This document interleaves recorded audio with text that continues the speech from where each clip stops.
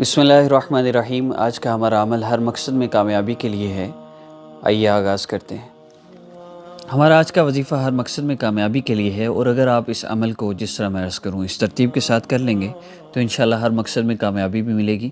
اور آپ اس بات کا یقین اپنے دل میں بٹھا لیجئے کہ اللہ رب العزت کے سوا کوئی بھی آپ کا مسئلہ حل نہیں کر سکتا۔ مسائل کو حل کرنے والی ذات صرف اللہ رب العزت کی ذات ہے، اور جو بندہ اللہ سے اپنا مسئلہ حل کروانا چاہتا ہے وہ ان اعمال کو بس کر لے۔ میری 100% انسٹرکشنز کے مطابق اگر آپ اس عمل کو کر لیں گے آپ کو بھرپور فائدہ ہوگا، ضرور آپ کا مسئلہ حل ہوگا۔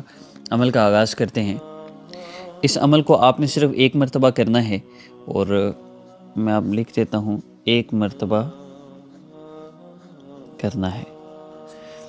اور اس عمل کے وقت کے بارے میں بات کی جائے تو وقت اس عمل کو کرنے کا وہ ہے عشاء کی نماز کے بعد، کیونکہ یکسوئی کا وقت ہوتا ہے، بندہ پرسکون طریقے سے یعنی سارے کاموں سے فارغ ہو کر عشاء کی نماز کے بعد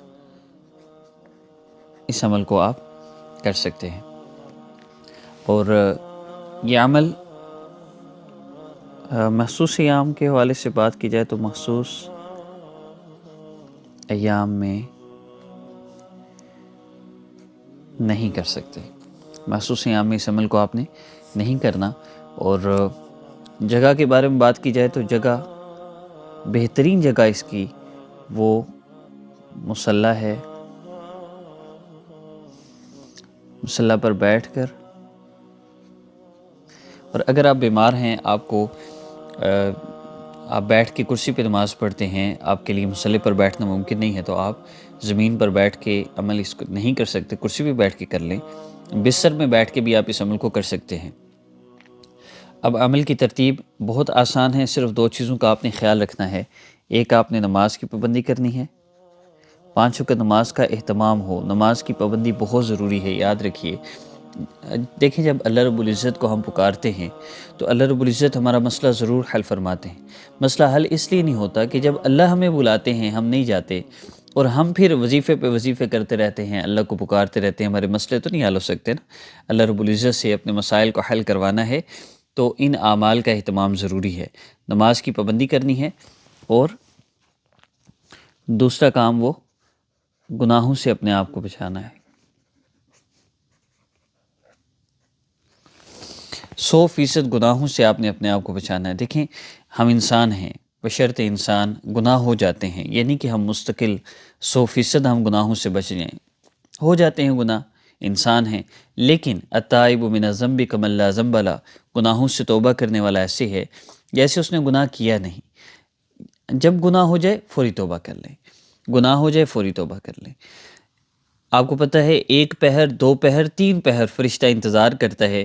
نیکیوں والا فرشتہ وہ امیر ہے، گناہوں والا فرشتہ پوچھتا رہتا ہے لکھ لوں لکھ لوں، وہ کہتا ہے ٹھہر جاؤ، ہو سکتا ہے توبہ کر لے، ہو سکتا ہے توبہ کر لے۔ صبح گناہ کرتا ہے تو عصر کے وقت جا کر لکھا جاتا ہے، سپہر تک انتظار کیا جاتا ہے کہ ہو سکتا ہے ابھی توبہ کر لے۔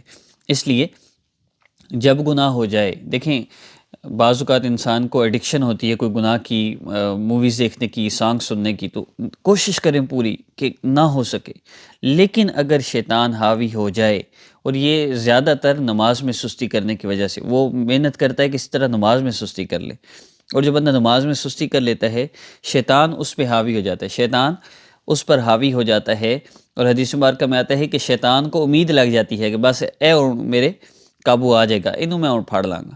تو جو بندہ نماز میں سستی کرتا ہے وہ سستی نماز میں کرواتا ہے، جو نماز میں سستی کر لیتا ہے سمجھے وہ اس کے قابو آئے ہی آیا، اب نہیں بچتا وہ۔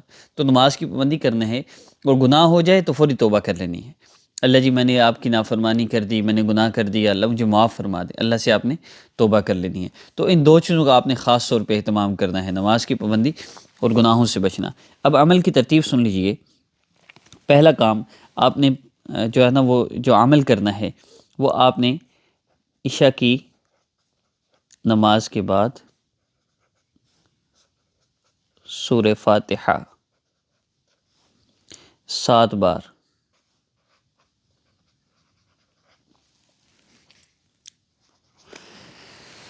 بیسک یہاں سے یہ عمل سٹارٹ ہوگا۔ آپ نے نماز کی پابندی اور گناہوں سے بچتے ہوئے عشاء کی نماز کے بعد سورہ فاتحہ 7 مرتبہ پڑھنی ہے، اور یہ سٹار ضروری پوائنٹ میں لکھوں گا، ہو سکے تو 2 رکعت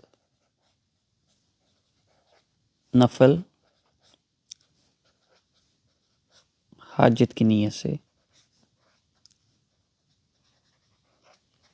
پڑھیں۔ یہ وہ چیزیں ہیں جن کے کرنے سے آپ کو عمل کی تاثیر پڑ جائے گی، آپ کو عمل کا فائدہ ہوگا۔ اور دوسرا کام، آپ نے سورہ فاتحہ پڑھنے کے بعد 7 مرتبہ سورہ فاتحہ پڑھ لی، اب آپ نے 7 مرتبہ درود پاک پڑھنا ہے۔ آپ کوئی بھی درود پاک پڑھ سکتے ہیں، درود ابراہیمی پڑھ لیں تو بھی ٹھیک ہے، اور صلی اللہ علیہ وسلم پڑھ لیں، صلی اللہ علیہ وآلہ وسلم پڑھ لیں، صلی اللہ علیہ سیدنا محمد پڑھ لیں، کوئی بھی آپ درود پاک پڑھ سکتے ہیں۔ درود پاک پڑھنے کے بعد اب آپ نے دعا کرنی ہے،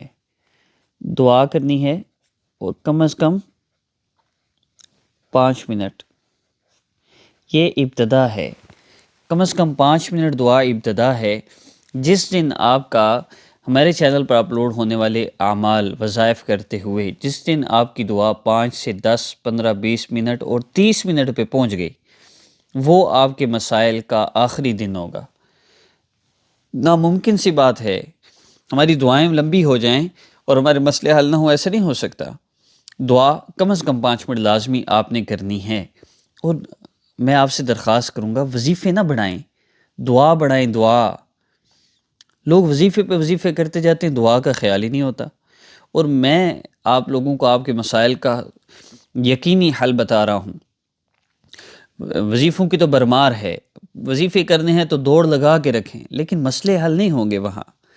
مسئلے وظیفوں سے نہیں، مسئلے دعاؤں سے حل ہوتے ہیں۔ وظیفے تو اللہ سے مانگنے کا ایک راستہ ہے، ایک طریقہ ہے۔ وظیفے تو دستک ہیں، دروازہ کھلے گا، سب کچھ اندر ہے، تو وہ دستک ہے، اس کے بعد دروازہ کھل گیا تو اب اندر سب کچھ ہے، اور وہ کیا ہے؟ وہ دعا ہے۔ آپ نے کم از کم 5 منٹ دعا کرنی ہے۔ سمجھنا ہے کیسے دعا کرنی ہے۔ آپ نے اللہ رب العزت کے احسانات جو آپ پر ہیں، آپ ان نعمتوں کو یاد کرتے جائیے، ان کا شکر ادا کرتے جائیے۔ پھر اس کے بعد اللہ سے دعا کیجیے، پیارے اللہ آپ نے اتنے احسانات فرمائے، ایک احسان مجھ پہ اور فرما دیجیے۔ میرا یہ مسئلہ ہے، میرا مسئلہ اٹک گیا ہے، اللہ جی میرا مسئلہ حل فرما دیں۔ آپ ہی طاقت والے ہیں، آپ ہی قدرت والے ہیں، آپ کے سوا کوئی میرا مسئلہ حل نہیں کر سکتا، اللہ جی میرے مسئلے کو حل فرما دیجیے۔ بس اتنا آپ نے دعا کر لی۔ اب اس کے بعد آپ نے پھر 7 مرتبہ درود پاک پڑھ لینا ہے، بس اتنا سا عمل ہے، اور اس عمل کی سب کو عام اجازت ہے، اور بس اس کے علاوہ مزید کچھ بھی نہیں۔ اگر سبسکرائب نہیں کیا آپ نے ہمارے چینل کو تو سبسکرائب کر کے بیل آئیکن پریس کر لیں، کیونکہ اس طرح بہت اتھینٹک طریقے سے اور بہت آپ کی آسانی کو مد نظر رکھتے ہوئے ہم نے وظیفہ سارا سامنے لکھ بھی دیا ہے، آپ اس کا اسکرین شاٹ لے سکتے ہیں، اور مزید وظائف کے لیے سبسکرائب کر لیجیے ہمارے چینل کو۔ السلام علیکم ورحمۃ اللہ۔ ہماری حوصلہ افزائی کے لیے کمنٹ ضرور کریں، اور ویڈیو کو لائک بھی کیجیے۔ السلام علیکم ورحمۃ اللہ۔